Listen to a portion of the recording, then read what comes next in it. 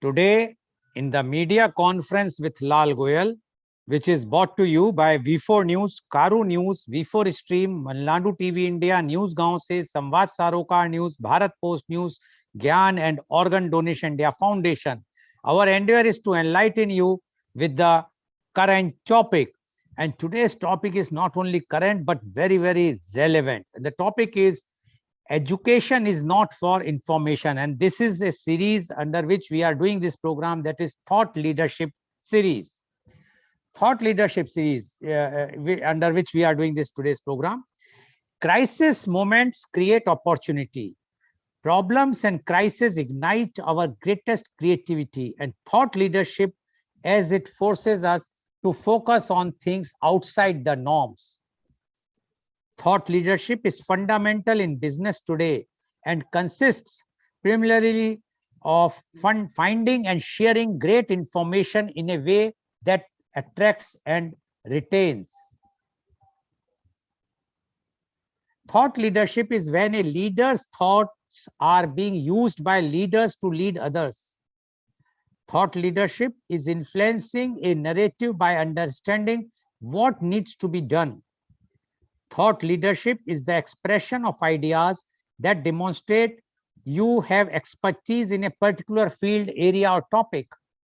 A thought leader can be recognized as an authority in a specific field and whose expertise is sought and often rewarded. That can be an expert, a historical figure, or a wise person with worldly impact. Many strive to become a thought leader in their respective fields. It takes dedication, patience, strategy, and education. In this series, we will be asking straight questions, and we expect a straight answers from our thought leader. And today, our thought leader is none other than Professor Dr. Sudhir Saran. Welcome, Professor Dr. Sudhir Saran on our show. Professor Dr. Sudhir Saran is the former visiting professor IIM Lucknow and University of Texas at Dallas, USA. He is the senior director of Don Bosco Group, Bengaluru. He is the founder of Dr. Sharan Consultancy, California, USA. He is the director of Aldo Private Limited, New Delhi. He has done his MBA from IIM Ahmedabad in 1980. He did PhD in 1986. He started teaching and researching business and entrepreneurship since 1984. He published research papers in reputed journals, international seminar proceedings, and chapters in books of readings. He started academic administration phase as dean in 1997, rising to executive director, controlling management and engineering institutes in 2007. Her Highness Governor of Karnataka nominated Dr. Sharan to the Senate of Bangalore University in recognition of his distinguished academic contributions. He was visiting professor to University of Texas at Dallas from 2012 to 2019. He also visited Washington State University and President University, Indonesia, on the invitation of the Dean Faculty of Business in 2018. He innovated and implemented a unique model to double the turnover with existing infrastructure in one accounting year. He is co-promoter of Institute of Family Business Management Society. He is honorary director of NCR Delhi-based high-tech B2B digital startup. He is also co-founder of OWGI Foundation, which promotes social entrepreneurship ventures. Welcome, Professor Dr. Sudhir Saran on our show. Professor Dr. Sudhir Saran, as you know, that today is a thought leadership series in which I ask straight questions and I expect you to give straight answers of the questions. So I am going to start. Are you ready for that? Questions to be taken? Yes. Okay. So now my first question is, what are different types of education? This is a slippery question because the standard answer is never adequate. But let us begin by mentioning the standard answer. Today, there are three types that comprise education. The first one is formal education. The second one is informal education. And the third one they call non-formal education. Since you have laid down the boundary for me, the Lakshman Rekha, I have to give a straight answer. So formal is when you go to a educational institution. It can be a school, it can be a college, it can be a professional, vocational institution. So Delhi Public School will be part of formal education system. Delhi University will be part of formal education. IITs, IIMs will be part of formal education. ITIs will be part of formal education. Polytechnics will be part of formal education. The informal sector is where, this is not involved. What can be example of informal? Mother teaching a daughter how to cook. That is informal education. Father teaching a son to ride a bicycle. That's informal education. Now, what is non-formal? Non-formal is other name for which institutions like Indira Gandhi National Open University has been established, or National Open School has been established. Some people, due to their circumstances, miss opportunity to go for formal education. To give the benefit of education, these institutions have been established and they are part of non-formal. The more common terminology uses adult learning, adult education. And suppose my mother was married early, she became mother early. By age 16, 17, she was mother. So by the time I became, 18 years old, joined a job after graduation. So now at age 36, 37, she wants to satisfy her desire to learn. She will enroll into non-formal sector and pursue her education. So these are the three main types of education. Okay. Dr. Saran, you mentioned about non-formal education is one of the type of education. Now, you mentioned about that we already have in existence the non-formal education in the form of Indira Gandhi Open University, etc. Then what is the difference between non-formal education and exit and entry system, which does NEP, the National Education Policy 2020 states? In case, suppose I could not done my graduation, and suppose I did up to my schooling was up to 12th, and after the age of say 50 or 60, I would like to join this Open University. As per your thing, I am allowed to do it. Is there any age limit in that, Dr. Saran? No, no age limit is there. No. So I can join it. Now, the new education policy says that once you leave one class, you can join again. But there is a time gap. There is some limit, I think 3 or 4 years. So within that, you have to join, and again you have to give the exam. You have to see that they will test you, not exam, the test, and they will test whether you are fit for that or not. So when we already have this type of existing education system in India, why we need such type of thing? In case if I have left my BA or BSc after doing 1 year course, and I want to do it after 10 years or 20 years, already as per you, there is a universities which can give. So why not I will go and enroll there? Why? Because my university will not take back as the new education policy. So don't you think the new education policy should incorporate this facility also, so that a person who can leave after 1 year can join Indira Gandhi Open University anytime during his lifetime and complete the course? What do you say about this, Dr. Saran? The differences are subtle. The nuances are subtle. new education policy has multiple points of emphasis. One of them is the aspect that you are mentioning. Suppose at age 16, bad luck struck me. I lost both parents in one go in a road accident. I have 3 siblings. I'm the eldest child. The only option I have is drop out of my day school, get a day job, and join in a evening or night school.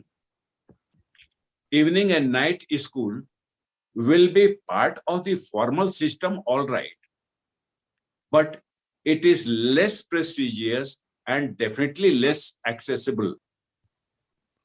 New education policy is trying to make this respectable as well as accessible. If new education policy is implemented properly, policy is policy, in any country, we are no exception. It depends how the different stakeholders take the spirit of the policy and implement it in letter and spirit. So this is one aspect. Second aspect is, the break years. Earlier, there used to be a limited break with which prestigious institutions will accept the student. If you have 1 year break, less than 1 year break, then most prestigious university will allow you to join the program. But if it is 1 year or more than 1 year, then it is difficult. They want you to withdraw from the program. And due to the new education policy, that problem will be solved if implemented in letter and spirit. The reason why the break was viewed negatively is a student may lose momentum, point number 1. Point number 2, suppose I dropped out in 22, came back in 23, and want to complete what I left at 22. In the meantime, new syllabus has been introduced. 22 syllabus is different, 23 syllabus is different. Universities' administrative problems rise a lot. Let us be grounded. A registrar of examination will have to have 2 sets of paper. If they break, students have to rejoin.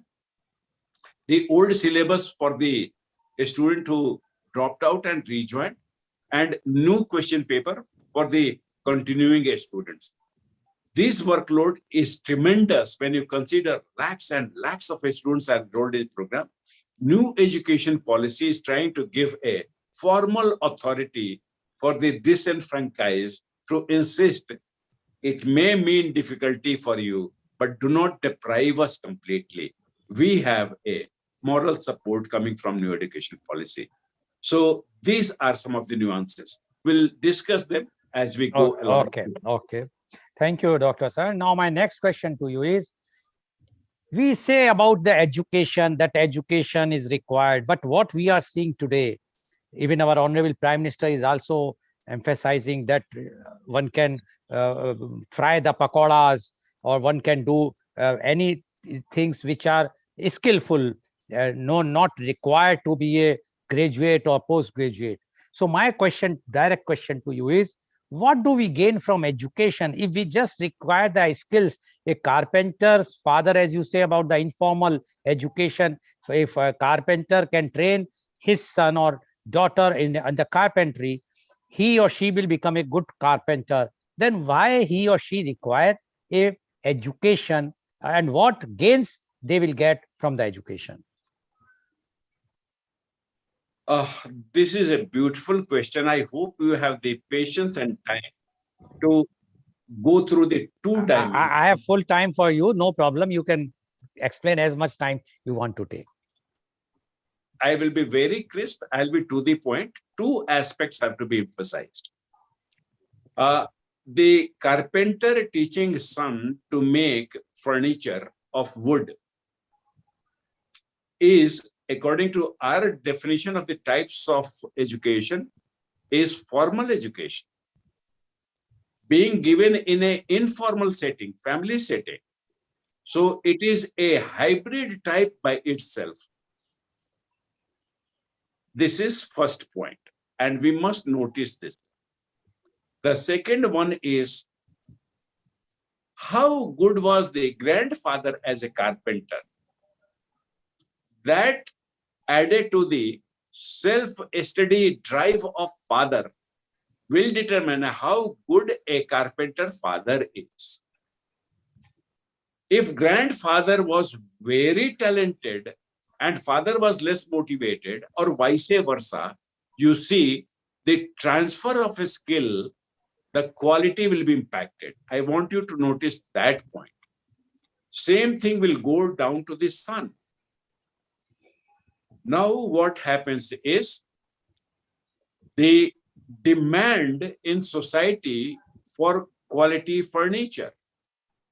If there are people willing to pay for the top quality handsomely, then only great grandfather will have incentive to make sure his son, my father, is top of the line carpenter in a geographical area. If not, it will not happen. So now here what I want to emphasize to you is that in our society, demand for education determines quality for education. And this is where the final point becomes important.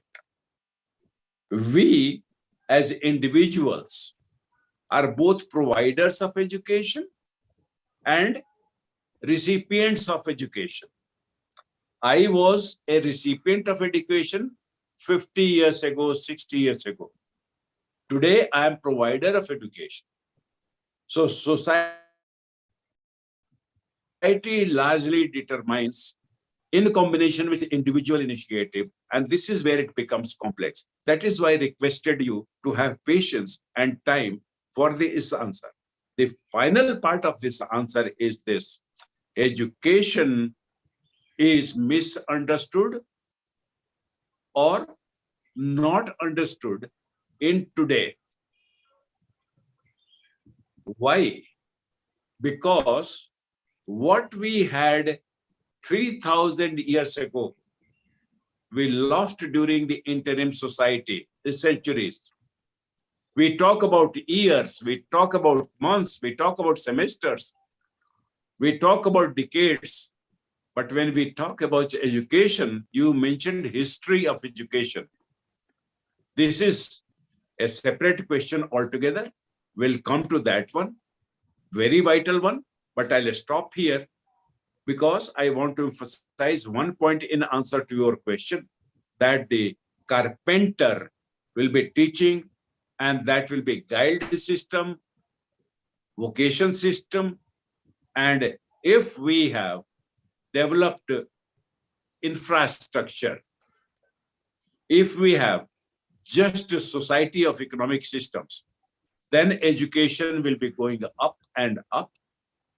If not, it will be going down and down and down, because the purpose of education is not to give me a degree or diploma, but to give me an intelligence with which I can tackle challenges of real life.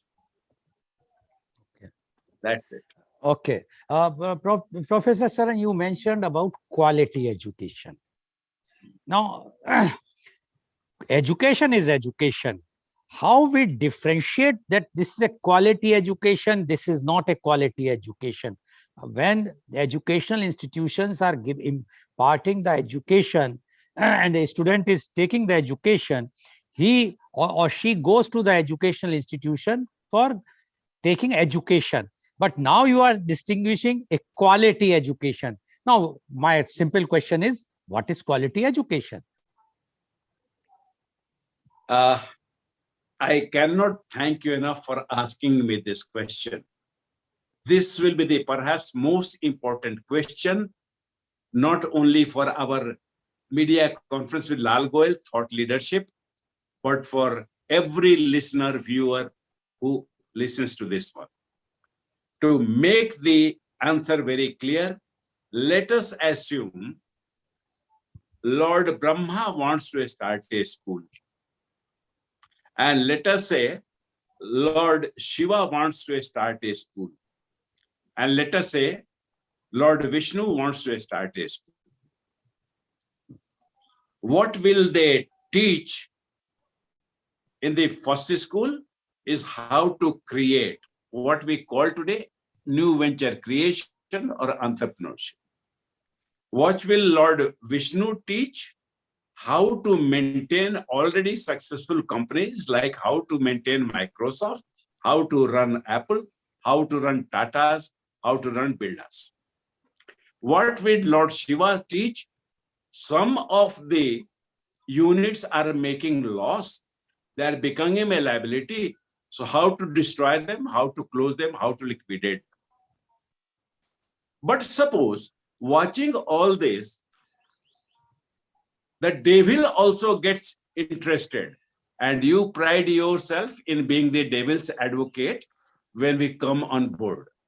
So if devil wants to start a college, it will teach, if you want to create something, how to find the loopholes and excel in that. The devil will teach, if Vishnu wants to maintain a well-going organization, if you want to make it sick, how to do that one. If Brahma, Mahesha is cool, what he'll say? Hey, don't go for sick ones. Kill the healthy ones. That's devil's advocacy. Other side, contra view.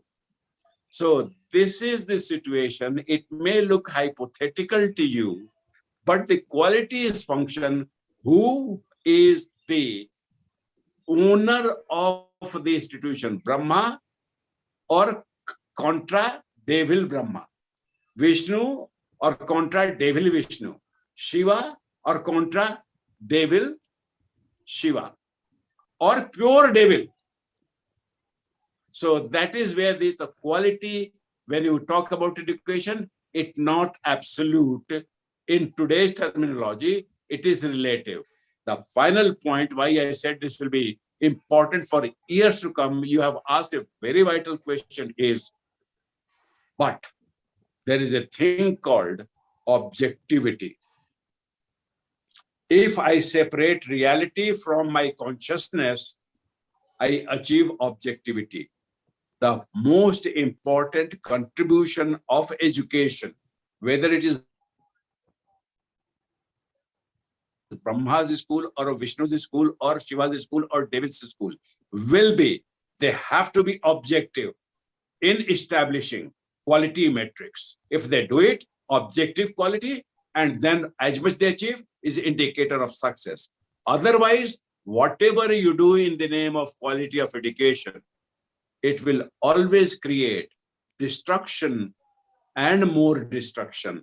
Nothing can save it, because in objectivity, if you are defaulter, you have to pay. Nature makes sure you pay. There is no escape clause. Okay. So according to the call, one should go for quality education. One should see who is the promoter of an educational institution, whether God or devil. Now, my next question to you is, we are coming now to the main topic, and the topic is about the information.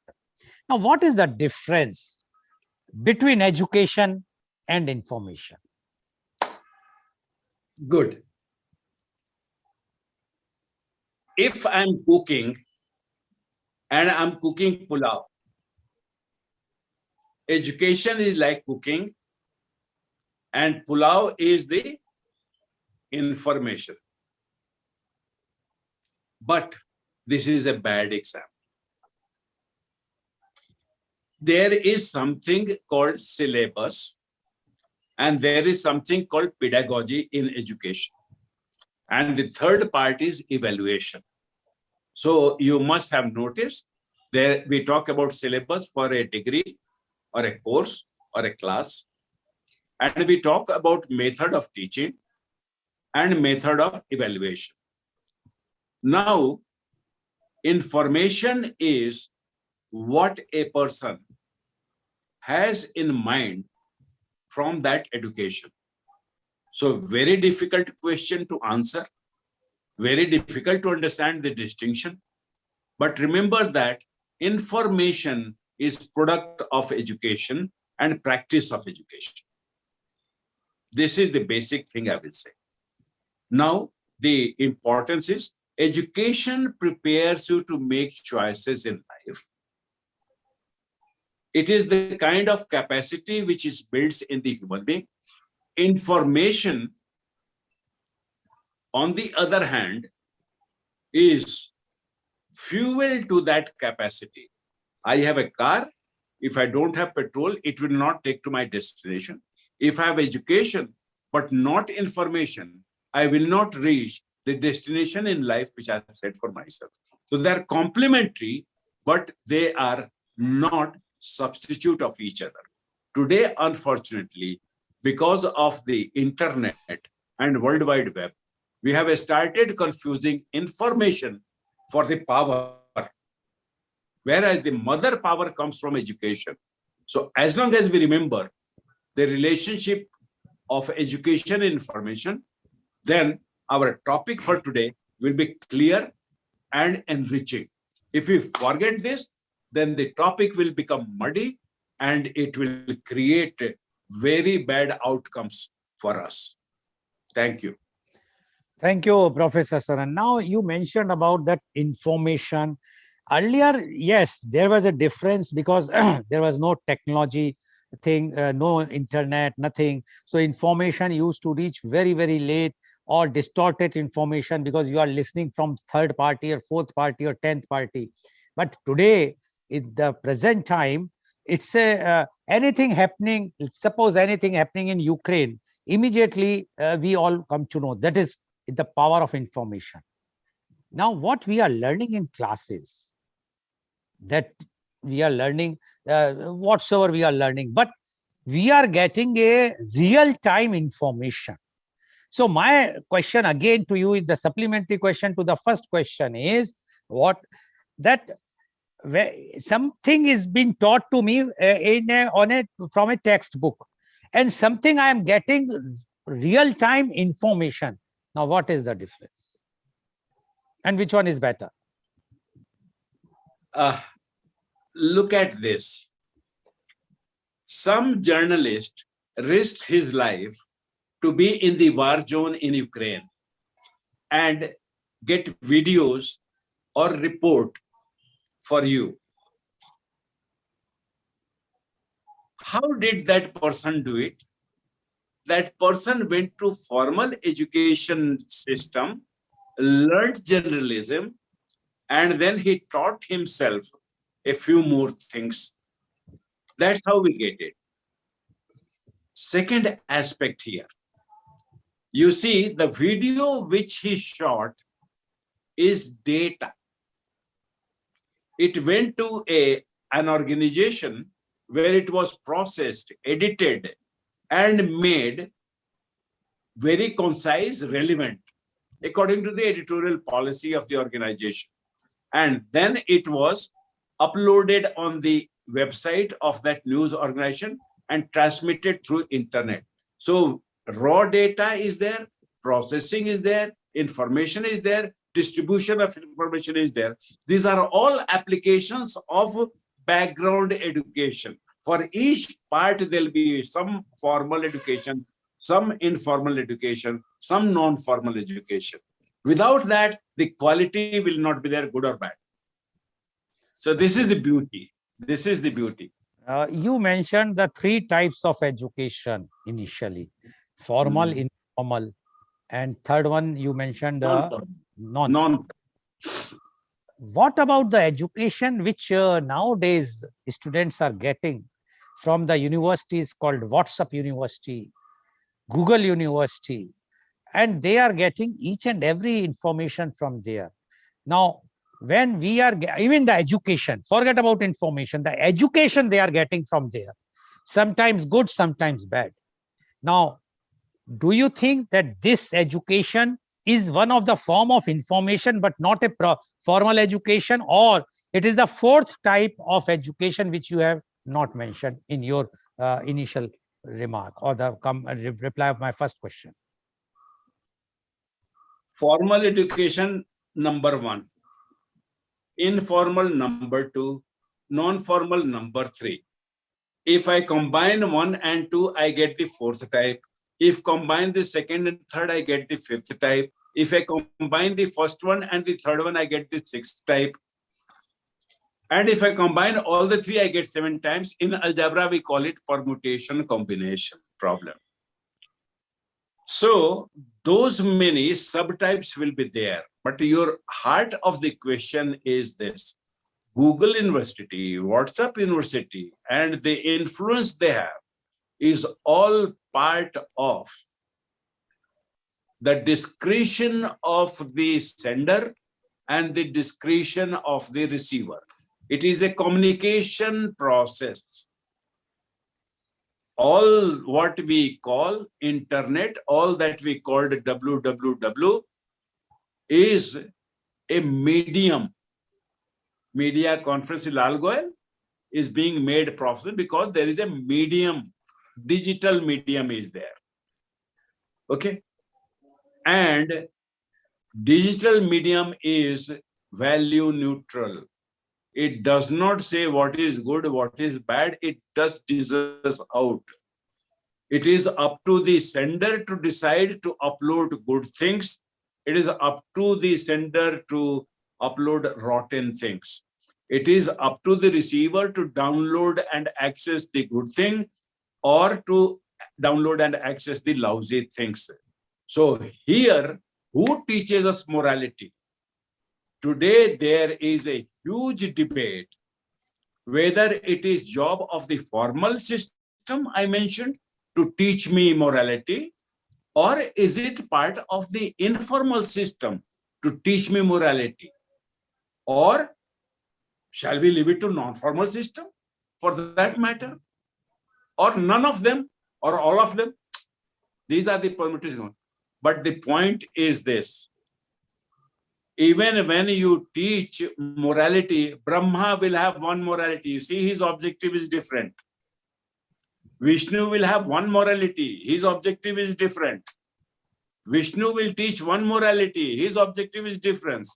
Devil will teach different morality. His objective difference. And who is to decide whose morality is better than the other person?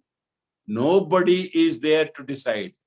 And therefore, the culture of education, culture in an educational system is made of the battle of good and evil. One man's good is another's evil. Another powerful man's good is another weak man's evil, and so on and so forth.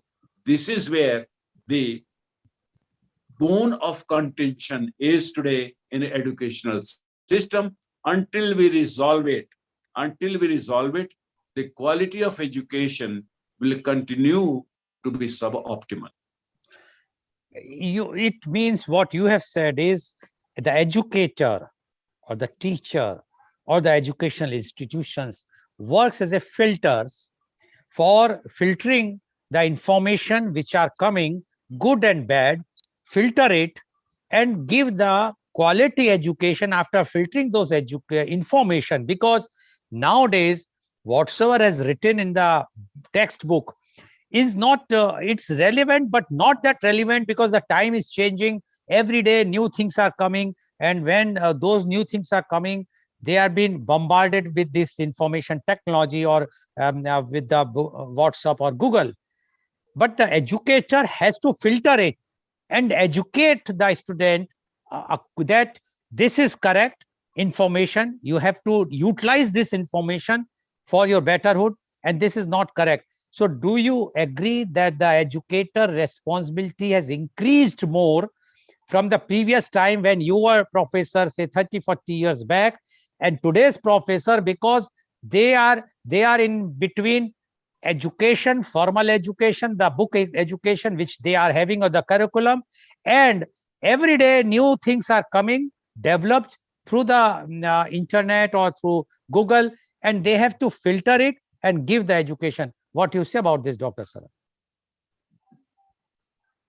It is a very sobering question.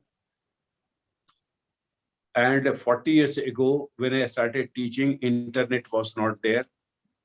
So my library was my universe. whether it has 50,000 books or 5 lakh books. That was my universe. The books were there, the journals were there.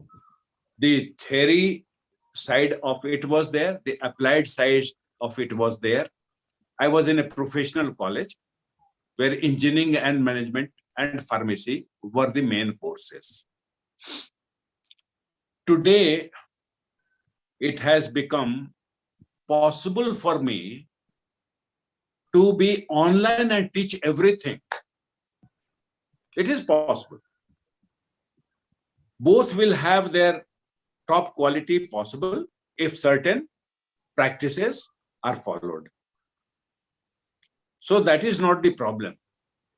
The problem comes in the richness of each. For example, whatever is there on the World Wide Web, billions of pages are there. Billions. And a billion is 1,000 million. And a million is 10,000 lakhs. 10 lakhs. Okay. People don't understand this number, don't grasp it, but for a moment, understand that our human population is only 8 billion. Many times more is there. All right. If this be the case, and I want to search certain information, like if you want to find out what is difference between education and information, you use your mobile and you use the Chrome as browser. That takes you to Google search engine and gives you the result. How many of our viewers are aware that there are more than 100 Google type of software which do the same task? How many of the people know that there is a dark web? How many people know that there is a third type of web?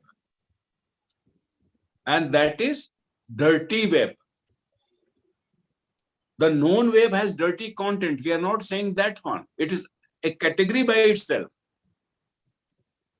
Okay? All the adult content on the open web which Google searches for you, incognito or cognito, those are technological aspects. But these are the reaches.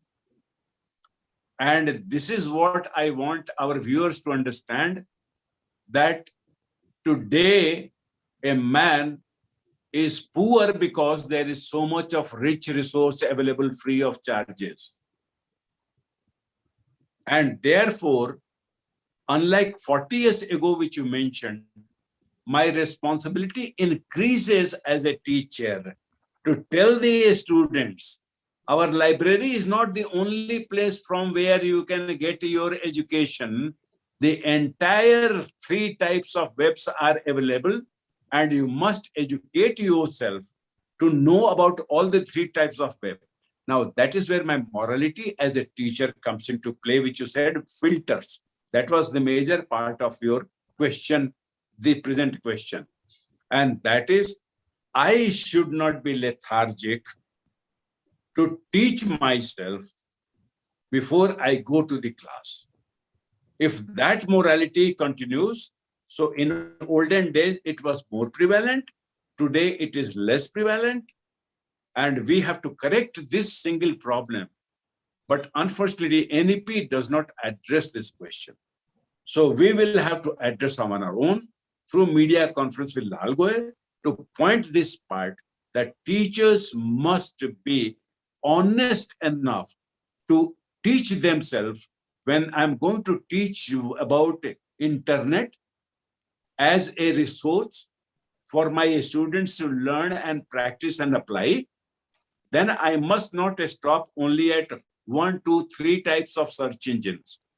I have a list of 22 search engines which covers all the 3 types, and I tell my students, that becomes the information.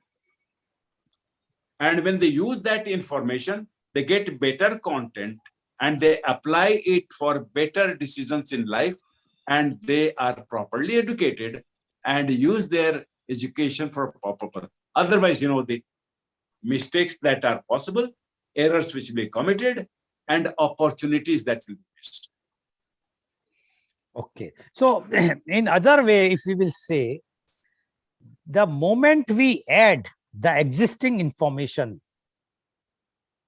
we will be more educated, or the education will become more quality education, or more effective if we will add the information in that.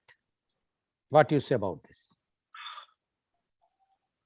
Easy answer is yes, but it is only easy answer. More information we include in our syllabus, it will be good for the students. That is the easy answer. But only thing is, in information science, we have a theorem called information overload problem. If you want to satisfy your hunger at noon, you are looking for lunch. Now, if I keep telling you options in New York, if I keep on telling you options in Shanghai, if I keep on telling you options in London, if I keep on telling you options in Delhi, if I keep on telling you options in Bangalore, you will die of starvation. Now, that is what is the point to be noted here in respect to the question you have asked. There is a way to get what I want, but for that, I need a good teacher, a good education system, so that I can have relevant information fit to my need, and therefore I can use it. So that is where the high-tech companies are developing apps and selling them and making billions and trillions of dollars. This is exactly the child of the question you asked. Okay, thank you, Professor San. Now, my next question is, it's a common knowledge that the value of education lies in making us face life better. We can face life better if our value of education is there. And more information helps make better choices, as you mentioned about New York or Shanghai or Delhi and Bangalore. So we have more information, what choices that we have to. So what is the difference? Now the question is, where one side is a value education, but no choices. The other side is lots of choices, and we can choose whatsoever is relevant for us. So what is, according to you, what is the difference in these two things? In computer parlance, we have a saying, GIGO, GIGO, garbage in, garbage out. So it is not the system, not the education, not the information source, but the seeker who is the primary factor. This is my answer to your question. If you ask a confused question, if your search keyword is not right, then the whole wealth of web will work against your interests and your quality of life will go down. So therefore, this knowledge is the challenge today in 2022 for parents. What should they encourage and what should they discourage? Where does digital toxicity begin and where does digital value start? So I think in one other conference, we should talk about how responsible parenting and guardianship should be practiced in today's era of digital information age and benefit both the parents in satisfaction of good parenting and the children of benefiting. This is very important. Second part is information, I emphasize, many other emphasize, is a servant. Education which built your mind is the master. Never mistake the servant as the best value. Always remember the master is the best value. So the quality of formal education, if it is not adequate, I have a fallback. Self-education through seeking the non-formal and informal system. Formal system is very structured, fortunately or unfortunately. New education policy is trying to break some of the binding structures, but it will be a structure. On self-education, I must take initiative so that today it is possible for me to become, I'm not joking, I seldom joke about serious matters. It is possible for me today to be an average intelligence person with just +2 level education to become a multi-millionaire in 1,000 days. Just selling pakoras, which we just mentioned. The two things I will need to do is find a place on Panchkuya Road in Delhi and manage the municipality, police, and dadas to allow me to set up shop there. Then second thing I'll need is limit the quantity of pakoras I'll make and sell on a day, fix an hour. I come at 2 o'clock, leave at 5:30. Even if half my stock is not sold in the beginning, I will not worry. I'll just go back. That creates my brand. And there are people on Panchkuya Road from whom I learned by self-education when I was buying my furniture 25 years ago. And these people come at noon and live by tea time. They are there only for 5 hours. They sell only 2 items. One is samosas, the other is imartis. They have multiple homes in multiple prime localities in Delhi from this business. So this is the power today, Mr. Goel, available to us from the formal education system and non-formal education system. Only thing is, the individual here becomes the prime. Individual here becomes the prime. Nothing else stands in the way to a good quality life through what we are discussing today. Education should not be confused with information. You say that it should not be confused, but everyone says, and it's fact also, that this is a information age, but we have never heard the education age or education era. Did we ever have education era also, or going to have in future? The way the present is lined up, I see a very bleak future to have education age recreated in next 30 to 50 years. I'm saying 30 to 50 years because a generation is 20. Many times you begin predictable future, half the last generation is gone and it is laying the trend for the next one. And the next generation will influence the 30 year, and then that 30 next year, 50 year. My logic should be clear to you. Yes, there was a time when it was education era. And that was in the Greek civilization, close to 2,500 years ago. A boy named Aristotle, when he became 17-year-old, he went to the school run by Plato. Those days, it was high end of the education, something like your class 5 primary school begins with PhD curriculum, because it was education era. So PhD syllabus was brought to primary school. That 17-year-old boy, when he went to seek education,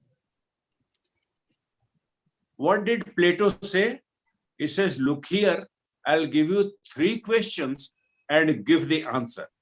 I'm saying this in detail because we need to appreciate what happened in the education era, what is not happening today when I'm saying we are in information age. Okay. The first question was, what is nature of nature? What is nature of the universe? You can paraphrase it. The second question was, what is nature of man? And the third question was, what is the relationship between universe and man? Plato used to ask of all his students in the education age, and they all used to submit the answer. With Aristotle, it changed. Aristotle was kind of person, he says, come on now. I don't have to just answer the question specifically in 10 pages and give to him so that he can give me the next lesson. This man sits down. That's why Aristotle is, remembered after so many 1,000 years. He says that I will write a book called Principia Logica, in which I'll teach people to look at specific case and generalize. I look at sun and the earth and find at a particular time it rises, and that's the morning time.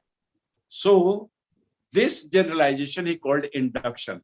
Looked at few days and says, sun will rise in the east in the morning. It is true universally. Second thing he said is, if I take a theory and break it down, that will be analysis, inductive and deductive logic, he called it. Why I am mentioning? If I start teaching my son, my daughter, my nephew, my granddaughter, my any relative, unknown relative in school, metaphysics and the method to find the answers of metaphysics, that is epistemology, only then we will have regeneration of education era as it used to happen. And for proof that we should go for education era, we should make an effort. You and I should start a school where the 5-year-old is asked these questions and the student comes back and tells it, I cannot find the answer. Then we'll give the second lesson. Listen what Aristotle said, study this and come back and give me the answer and give all the help. By the time they are 12, 13, 14-year-old, they will have picked up what was the glory at the time of Aristotle and Plato and Alexander. Alexander was taught for 3 years by Aristotle. What do you think Aristotle taught him? Metaphysics. The questions his teacher asked, he asked his disciple and taught his method. So answer this question. So Alexander did not have to be as great as Aristotle to achieve the same greatness. This is the beauty of education era. Google has 2 parts. A normal one which we use for searching, and the other one is called Google Scholar. After the program or during the program, if you have second device, you see Google Scholar. It will give that. Click on that one. The tagline comes. It is a beautiful tagline, Mr. Goel. It says, standing on the shoulders of giants. So in education era, a common person is standing on the shoulder of giant called Aristotle. In information era, we are standing on pile of corpses. in order to be tall. This is the ghastly truth. And this is why I yearn for revival of the education and education era.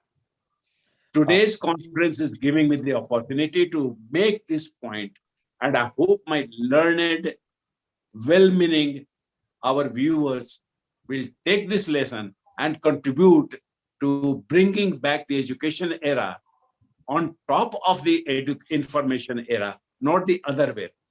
Let education not be servant of information, but information be the servant of education, which is proper.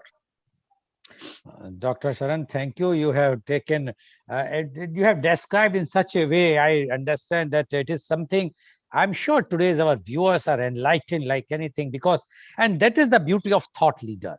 Thought leader is, and viewers, I am asking the questions of, the way Dr. Sharan is explaining, this gives that how much education has given benefit to him, because he was not in that time when he learned that information what we have today. At that time, he was not having the accessibility to internet, the Google or WhatsApp University. It's all for last 5, 7, or 10 years back. But the way he has explained. But now my question to you is, you said that we have to reinvent or bring the glory of education era. 2 years back, almost 2 years, that is July 2020, this national education policy was introduced with quite fanfare. Last year, in the July end, Honorable Prime Minister, Mr. Modi, also made it very clear and emphasized on the new education policy. Now, do you think, in your opinion, this education, new education or national education policy 2020 will bring back the glory of education era, which you have just explained, or it is just that we will be showing the future of a student to take a degree or to become something without giving that proper education which was imparted at the time of education era, of the time of Plato, Aristotle, or Taxila University, or whatnot. What do you say about this, Professor Saran? Let us not be confused. Let us not be tired, and definitely not be having a foggy vision. Once we do that one, then we can answer your question properly. Assume I have achieved that state of mind, and we are giving the answer. First and foremost, what does a company like Unilever or Hindustan Lever do in terms of detergent for washing clothes? It comes with the first product. Then consumers start buying more and more of it. They make profit. By then, competitor is attracted. They also start making detergents. Its profit starts shrinking because the competitor matches the quality and gives discounts. Because they did not have to invest in the R&D, which the first company had to do, their cost is lower for the same product. They can afford to give discount and make same profit as the previous company. Now, what I want to emphasize here is, if I do not come with an improved product in detergent category, I will not maintain the profit margin necessary to recover from my initial investment. So for me, it has now become a compulsion to keep on investing in R&D to stay ahead and to survive. It is like I am riding on a tiger. And if I not continue riding, if I doze off, fall off, then it is end of me. This is the nature of the capitalist universe, and this is the mandate. Education has to keep up with that one. New education policy is a continuation of that force into the present. Now, come to the more drastic, dramatic one, for which I need a clear view, not a foggy view. And I need a view which can see 2,500 years in the past and 2,500 years in the future. And thank you, Mr. Goel. We are sitting here today with a clear day as clear it can be. And we are making this point. We don't need band-aid approaches in R&D that will not recover our investment made there. Competitor will put me out of business. And you know who that competitor will be? It will be a competitor called what in our present day language we call it a startup. They come with a disruptive innovation. That fellow may come with a vacuum system for cotton clothes, not only for woolen cloths, not only dry cleaning for woolen suit which you are wearing and costly silk saris and ties which you have in your family, but for any simple, even your kitchen duster. And when that fellow comes, then any amount of investment in your R&D will not save you. It will not give you a single rupee of revenue. Suddenly from the king in detergent revenue stream, you will become pauper. It will dry off. This we call disruptive innovation. In education age, disruptive innovation is the norm. In our information era, it is an exception. This is the difference between education age and information age. Remember, in 12th century, we rediscovered Aristotle, Plato relationship and education.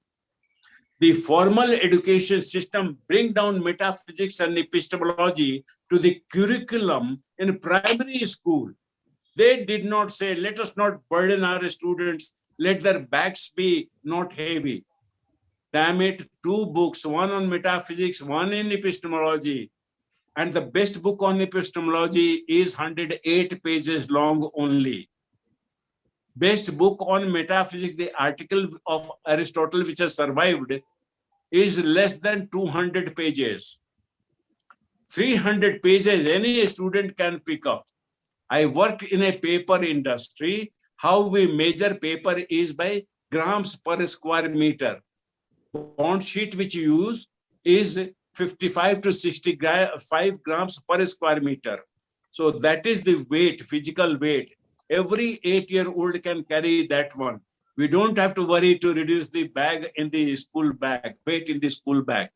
That is possible. And so we don't have to go all the 2,500 years ago. We only have to go back to the spirit of Renaissance. And that point in time, every new business was a disruptive business or a new industry in itself. Henry Ford started a automobile industry. Wright brothers started air travel industry. And they were common, ordinary people like you and me, Mr. Goel, maybe less gifted than us, less privileged than us. So this is what my answer to your last question is. This is what we are aiming to achieve through our thought leadership. It is possible. New education policy will not do it for the reason I mentioned. It is a continuous improvement process. That is not the answer. The answer is somebody has to set up and say, government should not meddle with education. If they are dishonest private entrepreneurs, let the market kill it. In 5, 10, 15 years, if honest people are free to bring their syllabus and innovative changes, if government stays away, just does 3 things: good quality policing, good quality local High Court and Supreme Court, and good quality defense forces, Army, Air Force, and Navy, 80% of the problem will be solved. And we will have right investment in right places. More regulation, less character, and less regulation, more character, because market tells you when continuous innovation will save your skin. And when you have to tell your R&D manager, I'm giving you this fund, for God's sake, come up with a disruptive one. And one company does it. I'll tell you one company does it. I won't name it. It is not proper on our part. That company has two R&D departments. When the first one builds a high profit $1 billion product, then they call this one, you develop product which will destroy this. Cannibalize the word they use. And they're using it. It's not only one company. I know many of the blue chip companies, the ones in which I invest myself, in which I told in our last program, I asked my close relatives, daughter, son-in-law, and others to invest in. This is it. Today, I will not invest in educational institutions. I invest only my time, but not my money. But those blue chip company, I invest my time and my money both. Thank you. Dr. Saran, you have made a very innovative, I must say, statement. And you are saying government has no business to be in the education, while all IITs, IIMs, All India Institute of Medical Sciences, they are all been given by the government and they are still being managed by the government. So do you mean that these institutions, although I know it's a very different topic, I have to take up this in my one of the forthcoming media conference, but just a short answer. Do you mean what you have mentioned in the last answer, that the government should come out from all these, let the private players should be there who are coming out with the IITs or IIMs, and they will come out with the innovative thinking, innovative ideas, and in case if they are not successful, they will be out from the business and someone else will come. So the survival of those who are really good will be there. Do you mean to say this? Your question has the answer built into this one, so I'll pull it out from there only. I know one IIT very well because my brother joined in '69. I spent all my holiday, attended classes for 1 year there. I know one IIM very closely because I studied there. I know another one closely because I taught there. So I am not giving you hypothetical answers. I'm giving answers from first-hand experience. So they are authentic answers. In 1960s, the government of the day was so generous that they said a society will be created and the government will only pass an act to create them. From that point on, they will have 110% autonomy to decide how they find their director, how they find their professors, how they admit their students, how they decide syllabus. Government has no business. We have created, now you run it. It is just like I having a daughter and then creating a trust in which I put sufficient assets. It will take care of her education, her marriage, and subsequent life. Today, the situation has come 180-degree round, and now government says, I will choose your director, I will choose this, I will choose this, I will choose this, I will choose this. You see, if government did not even have the power to have that act in the beginning, we did not need a generous, enlightened government to have autonomy. It should be separate, because the nature of government and nature of finance is such that this is bound to happen. Thanks to Aristotle, I know this. Aristotle says contradictions don't exist. Government having a role in education by giving money and grant has responsibility to anybody in the country to ask for a audited report from that institution to be sure that money is not wrongly applied and used. This is where the problem lies. I give you a short enough answer on a long Okay. enough. Thank you very much, Dr. Sharan. You have given me a food of thought, because now I am going to do a program especially on this, whether the government should be there on the management of the IIT, IIMs, All India Institutes or not. Money part is fine, that they have given a certain money, let them work. Because other day I did a program on new venture overseas that the government is opening in IIT in Dubai. And there the discussion was that in other countries, the education is empowered, been given the money they are generating either from the tuition fees or from the research fund, which the companies are sponsoring for the research. While in India, it is not like that. The tuition fees is fine, but mainly the government aids which are coming to these premier institutions. And that's why in one way, if we will see, in first 250, we are not having any place in the world. This is the pathetic condition of the educational institutions, but that is a different topic together. I am definitely going to take up this topic, and I want you to be one of the guest panelists in that. Thank you. Now my question to you is, what is education technology? We are learning information technology every now and then. There are courses going on for IT, information technology, which is a very hot topic today. And in engineering, I know that people want to go for information technology more than anyone else. But what is it? Is there any education technology exist? If yes, what is educational technology and how it is different from information technology? The difference will not be there, because it will be a marriage of the two.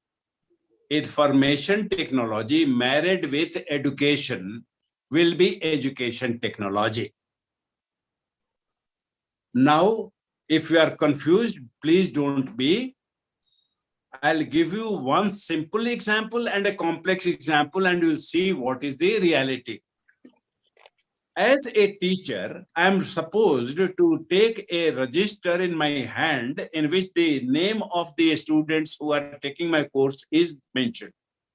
And then there are columns for each day of the class that I have. So I go at the beginning of the class, I perform an activity, we call it roll call. So your roll number is called and you say present or absent, I mark it there. I'm mentioned in that register. Physical evidence is there. In Symbiosis, when I went, they had a software. So in my classroom, there is a desktop machine. I open, give my password, my page opens for the course, and then the list of the students is digitally available. So I only mark the absent students because they are fewer. On the days when present students is less than half, then I go for present, present, present. This is our day-to-day life. This attendance, which is the second type, is edutech. Some part of educational system has now been given to information technology, kind of an app of a software. It can be expanded enormously. Like online courses are there. You receive your attendance, you receive your instruction, you receive your evaluation, you receive your assignment, you receive your feedback from the professor periodically, all with the help of a software, an application. So this is the 100% automation or digitalization of education.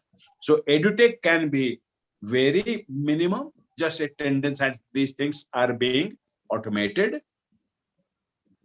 On the other end, everything is automated. So that is edutech for you. Baiju is one example. Now, when you mentioned about Byju's, you were saying about the attendance thing. Byju's is giving complete education, and they claim that it is a double engine education. Two tutors, we have seen in the ad, again, information which is coming, good or bad. So my question to you is, can that education tech, with that education technology or edu tech, what you word you say, we need not to go to the classes, no need of going to the educational institutions. We will take this edu tech with the help of IT, because it's information technology and edu tech a combination. So why we will go to the colleges? We're sitting at home, opening our laptop, we are getting our education, whether you say formal, informal, whatsoever education, with high all top universities, professors sitting anywhere in the world, their lectures I am listening and taking my points, noting down everything, and I will be ready to give the exam anywhere. What do you say about this, Dr. Saran? This is beautiful, and this is not very difficult question for me to fill, because your grandfather was a doctor, your father was a doctor, and my father was a doctor. So whenever a patient came, they gave medicine and they said, this is what your diet will be. Now, this is what we are talking about. Our main food comes from the formal education system, and Byju's comes only for medicine and tonics and supplementaries. Nutritionist comes into the picture. Byju is not opening a university or a college or a school. Byju is supplementing what is happening in universities or colleges or schools. So as long as we remember that one, there is this distinction clear. Only thing is, what worries me, what if Byju goes to universities and colleges and tells the teacher, see, I have become a unicorn. My valuation is multi-billion-dollar, and I can afford to give you more money than the school is paying you. For heaven's sake, teach in my programs. Keep your name hidden, keep your identity hidden, but don't teach in the class. When this moral compromise happens, where will it stop? God only knows. Today it is too early. Tomorrow will be no answer. Uta is an example. Dr. Saran, it's not too early. It's already happening. I know many institutions, the coaching classes, although now in Byju's is because EduTech, but otherwise the coaching classes, what they are doing is they are asking, because for the exams, you have to be enrolled in a recognized college or university or a institution. So what they say is, you just take admission there. You have to be on roll. Rest, we will be teaching you. You need not to attend. They have understanding with the college that these many students we are giving to you. They will get the fees, everything, but the coaching will be given by the coaching classes. So what you are seeing the future, I am seeing that is already started. And if Byju's, I'm sure they will, or others, because they have already tied up with few of the Indian companies.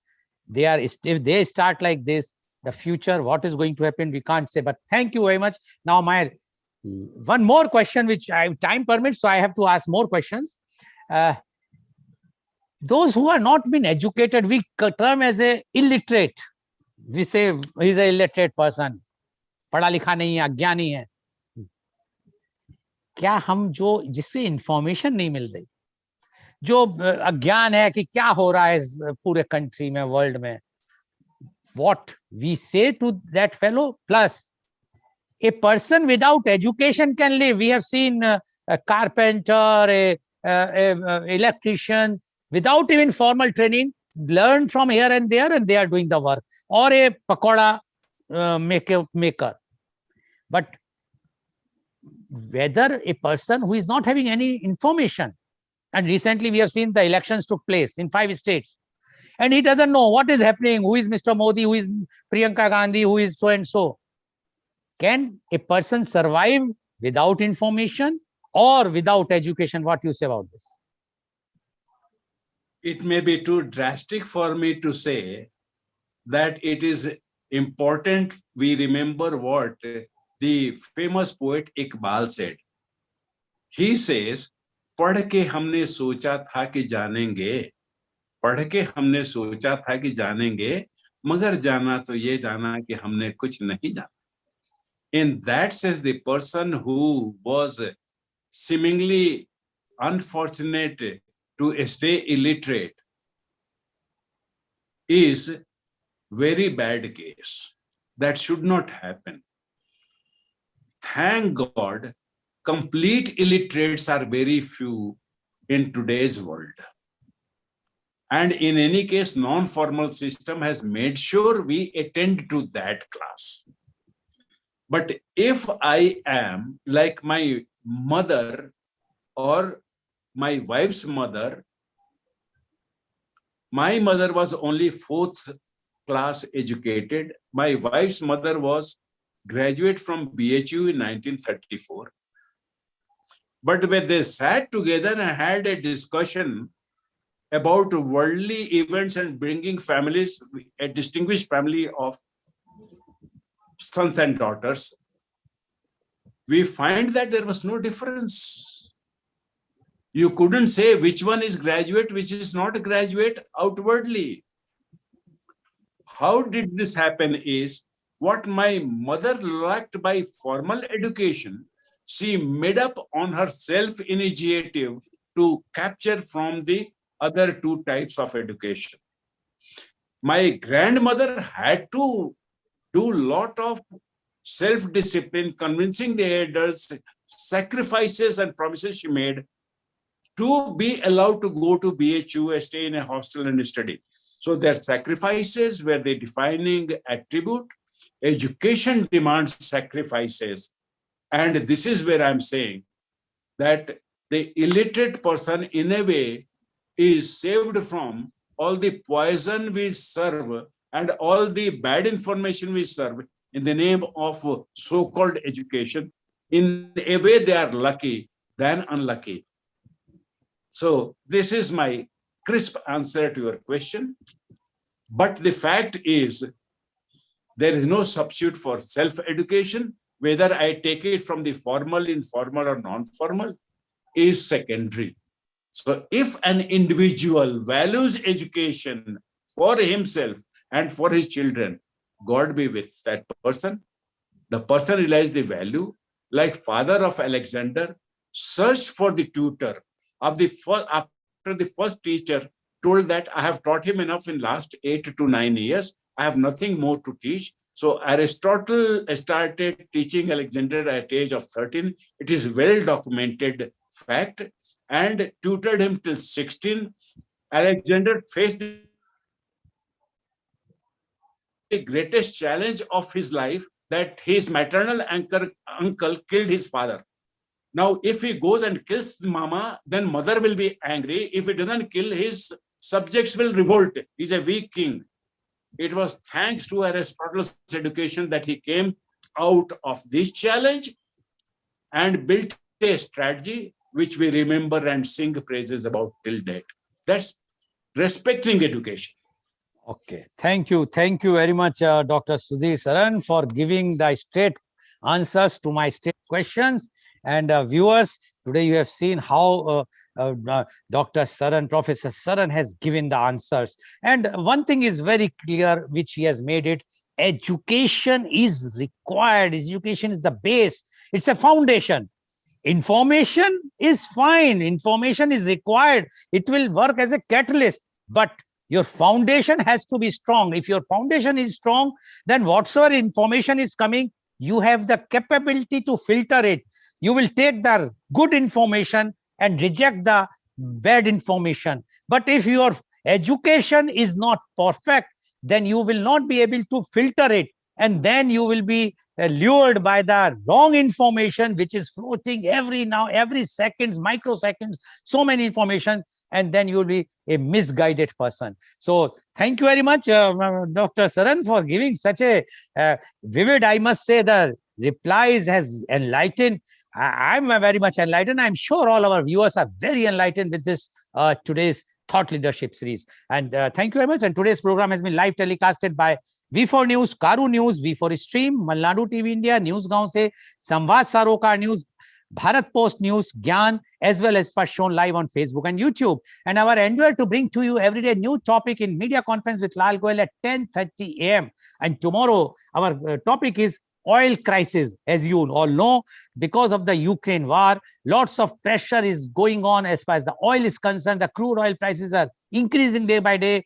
The government of India, we are thankful to the 5 state elections, has not yet increased the prices. All the burdens has been passed to the oil companies. They are bleeding very badly. So, but we have to analyze how much more time they will be going to bleed, or there will be some changes. Either the government will reduce the excise duty, or it will pass the burden to the common people. So we are going to discuss this, and we have a panelist. Our panelists are Professor Dr. R.K. Arya, Professor International Economics, Manav Rachna International Institute of Research and Studies, Faridabad, Dr. Sanjay Saha, Ramakrishna Mission, Vivekanand Educational and Research Institute, Ranchi, and Mr. R. Khannan, Corporate Advisor, Keynote Speaker, ex-TCS, ICICI Bank, and Hinduja Group, Mumbai. So please tune in tomorrow for media conference with Lal Goel at 10:30 a.m. Thank you very much, Professor Dr. Sudhir Saran, for enlightening all of us about the education is not for information. This is something which is required to be known to all the youth, and especially because our program has been watched mainly by youth, although everyone is watching, but the youth, and we wanted to give them the clear picture, and that's why we try to keep this program today on Sunday so that maximum youths can watch this show. Thank you very much, Professor Saran, and thank you all the viewers for watching our show. I'm sure today's program is very enlightening. In case if you have missed or you could not watch this show, you can very well watch anytime on YouTube, or just subscribe this Gyan channel. So you can watch all such type of topics which we are doing for almost now